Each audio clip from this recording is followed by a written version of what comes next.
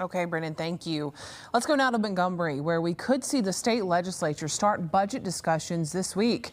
Every year, lawmakers must pass two budgets, a general fund and a separate education fund. Our Alabama political correspondent, Jessica Umbro, joins us live in the Capitol studio now. Jessica, what can we expect to hear during the negotiations? We can expect education to be a big focus. Governor Ivey's recommended budget is already more than last year's record-breaking nearly $10 billion education budget. But those recommended budgets are just that, recommended. We're expecting to see changes to individual investments. Governor Ivey had said in her State of the State just a couple of months ago that she wants to give teachers a 2% pay increase. But House Minority Leader Anthony Daniels says he wants a raise of at least 5%. He also said he does not agree with Governor Ivey's idea to raise Choose Act funding by $250 million for the 2027 to 2028 school year. That program gives families up to $7,000 to enroll their child in the school of their choice. Don't understand why we increase the amount that we're giving to the Choose Act when we've not seen little to no performance, increase in performance as a result. This will help even more families receive the education that is best suited for their child. Y'all are students of why I chose to run for a second full term. Passing these two budgets is actually the only thing that lawmakers are required to do by the state's constitution in order to have a successful legislative session. Notably, the state does also get billions of dollars every year from the federal government as well. Live in Montgomery, Jessica Umbro, Fox 10 News. All right, Jessica, thank you. And Governor Ivey's recommended general fund is slightly less than the 2026 fiscal year. The recommended budget is about $3.7 billion. Let's take a look outside and get your updated forecast now. Sunny, not a cloud in sight in this shot. Spring. You can almost feel it. It's right around the corner, and we're getting a little taste. Yeah, the weather has been beautiful, Shelby, as we're seeing in that picture there. Let's go ahead and get to Jason now. Let's jump right into it. So yeah, it's not officially spring, but I think, meteorologically speaking, we're there, right? So no more cold fronts? Well, we may still see one or two setbacks, but I checked the long-range models, and it looks like it will be above average going forward for the next 10 to 14 days. Sunny Orange Beach is cracking down on the crowds for spring break. Once more, they are closing a portion of Alabama Point over safety concerns. Yeah, and that's where we find our Hal Sherrick live now. Hal, where you are looks like a prime spot for spring breakers, but talk about the concerns. All right, thank you, Jason. Well, boaters who normally use Galvez Landing will need to make other plans this week. Yeah, our Stephen Moody is telling you about the temporary closing there and where you can get out on the water. The Galvez Landing boat ramp is temporarily closed starting today for maintenance, and boaters spent the morning finding alternatives. That includes Charter Captain Gavin Nelson, who uses this ramp for work. So I'm a charter captain, and I use this ramp every day. I pick my customers up here, and I drop them off here every day. So it'll definitely impact me this week while it's closed. I'll have to use another ramp and maybe figure out another place for my customers to park. Well, this is the first day of it, so we're trying to get the routine down right now. Last night we just called them and said, hey, we don't know exactly how it's going to work, but we'll figure it out in the morning. While crews complete that work, residents can still launch their boats at several alternate locations across Escambia County. Those include the Mahogany Mill boat ramp, the Navy Point boat ramp, and the Perdido Bay boat ramp. Nelson says one of the closest options comes with a fee, which can create challenges for charter businesses and their customers. The closest one is the state park, which you actually have to pay to get on. So for our business, having customers, things like that, it makes it a little awkward. He also says boaters should make sure to check online for updates. Well, it's obviously hard to tell. There's not anything, no big signs or anything like that down here. So if I didn't look online, I wouldn't know. So it's definitely good for people to check online. Officials say the ramp should reopen next Monday, but that could change if weather delays the work. Stephen Moody, Fox 10 News. All right, Jason, good news there. Thank you. A still full 150-year-old bottle of booze is found buried in a Utah ghost town. So archaeologists and local distillers teamed up to taste test the mystery spirit inside. Jeremy Roth explains in today's Take a Look at This.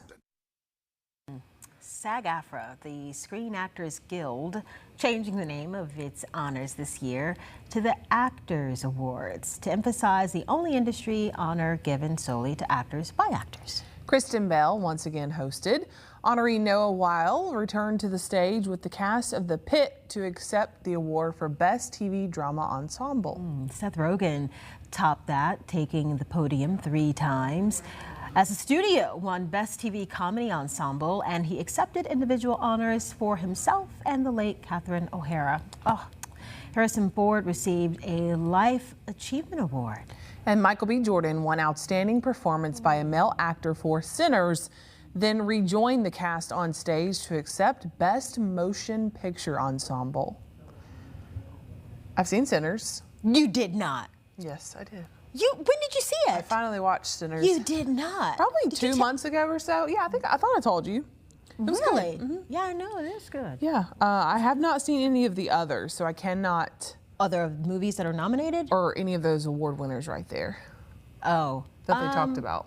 Yeah, I've not seen The Pit, but I've heard good things about it. The Studio with I've Seth not Rogen? seen The Studio. Me either.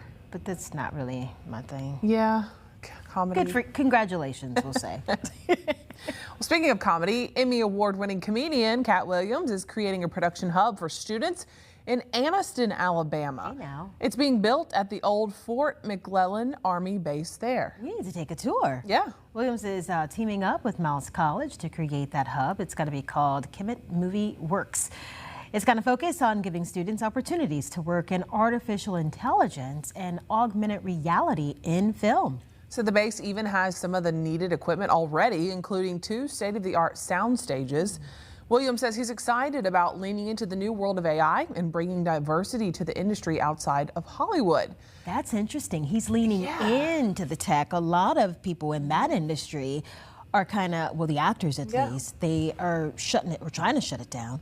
It reminds me kind of what Curtis Jackson, 50 Cent, is doing in Shreveport, having his studio there. That's true. I wonder if it's because of cost of living and all of that rent and all that is cheaper in these southern states like Alabama and Louisiana. Cat Williams. I've just not seen him in that role.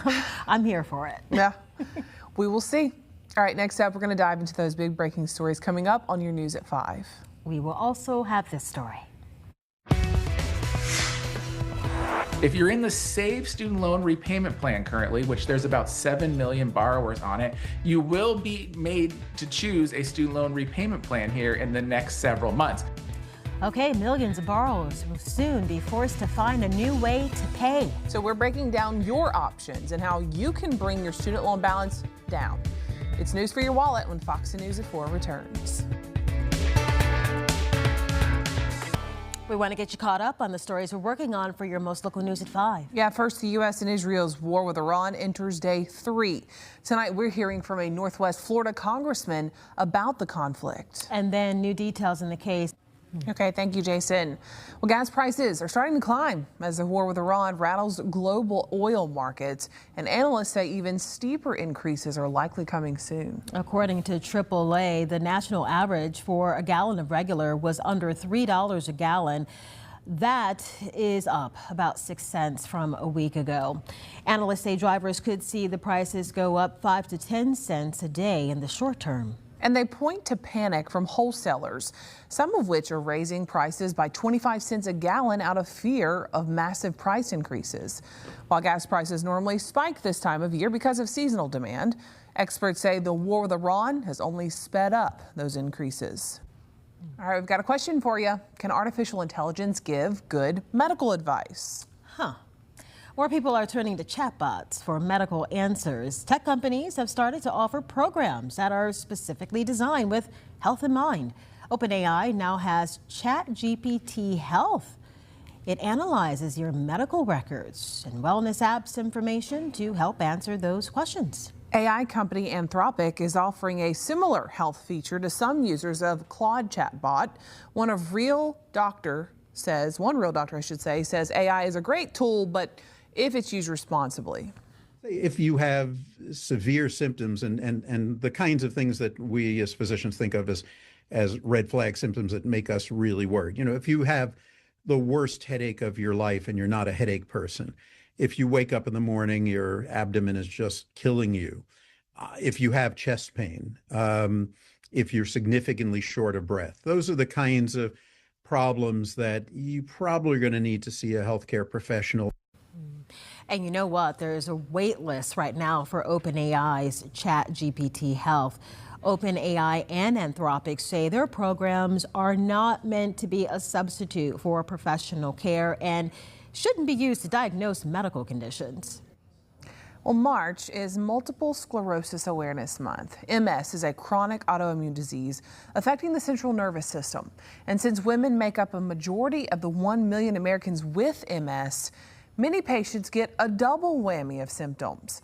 In today's Health Minute, Mandy Gaither explains how menopause can mimic MS and why knowing the difference matters.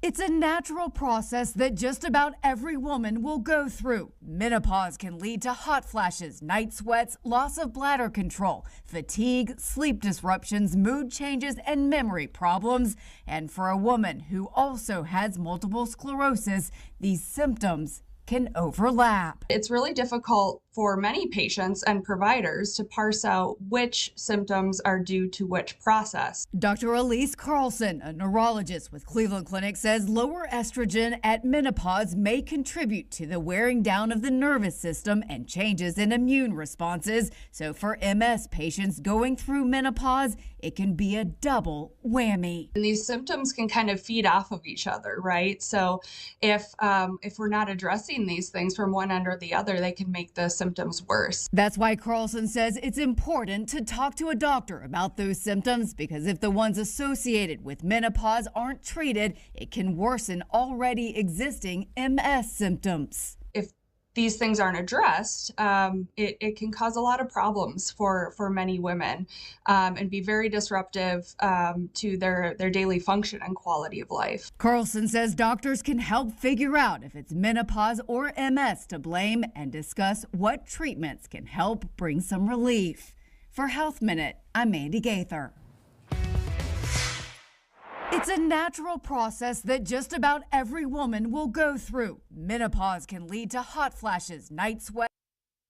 Health scare sent a Las Vegas veteran to the trails, and he quickly found out hiking didn't just help his body, it healed his heart. Yeah, the good sides. Evan Leake shows us how he's helping other veterans find the same healing.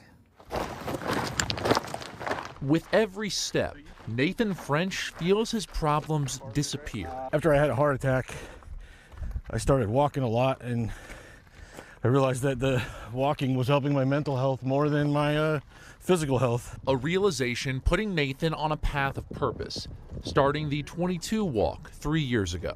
So I started a 22-mile walk on Veteran Suicide Awareness Day. And we've only done one of those. Team Red, White, and Blue asked me to do a weekly hike, and I'm like, oh, I can do a monthly hike. And that started a few months ago, and here we are. Call it a new mission for these military personnel. Warrior hikes with their new comrades to keep their minds clear. We have 2 Army veterans that just met each other for the first time, and they're talking about, what units they were with and where they were at and, what they've seen, and that kind of builds that immediate camaraderie from someone that you've never met before in your life. Ready to attack the hill. The journey to the mountaintop eventually leads to these veterans opening up, sharing stories of the power of mental health and the toll it can take. I had a friend that was in my squad commit suicide in front of us, and so something's got to be done. Veteran suicide is completely unnecessary, and if we can get out here and do stuff like this, and then I think we're actually being part of the solution, not the problem. Maybe after the hike they'll pull me aside and they'll say thank you, like I needed that. I didn't even know I needed it. I didn't even know what this hike was all about, but now that I did it, I feel so much better. Helping veterans reach new heights to get a better view of the valley and their lives. Evan Leake, Fox 5 News, local Las Vegas. Was at his preliminary hearing. And Shelby, investigators have some of the DNA results? Yeah, they do, Lenise and Cameron. A major crimes detective revealing today the blood found inside the Chalk home belongs to 18-year-old Narika. A disturbing piece of evidence as the family remains missing now a month later. Hector Gamaliel Arguetaguera back in a Mobile County courtroom Monday for his preliminary hearing on 3 counts of kidnapping charges. A major crimes detective taking the stand at the hearing for Arguetaguera, who is in the country illegally from El Salvador. The detective revealing DNA results confirm blood found inside the home belongs to now 18-year-old Norika Zaleta Chalk.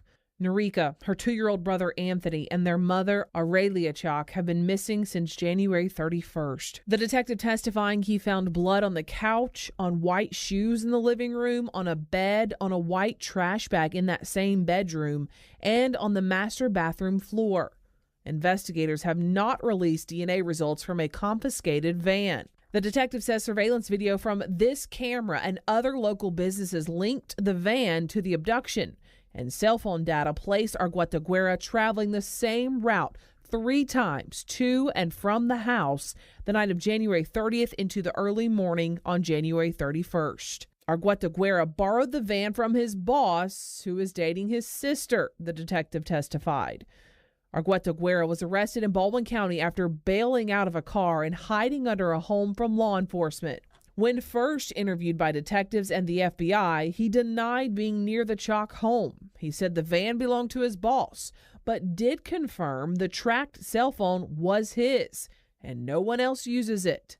Investigators are still getting data off of his phone. The detective says no fingerprints or footprints were recovered from the home, and there are no witnesses to the alleged abduction. Arguetaguera has pleaded not guilty and had no questions when the judge, through a translator, asked if he needed clarification. The judge determined there is sufficient evidence to present to a grand jury. Now, Arguetaguera has a lengthy criminal past, including warrants out of El Salvador for alleged gang activity. Investigators say he is part of the Sureños gang. The detective today tells me they've searched areas along the route Arguetaguera allegedly traveled the night the family disappeared, and more searches are planned once additional resources become available. Of course, we want to remind you, if you know anything about the family's whereabouts or you see anything in that area, call authorities right away.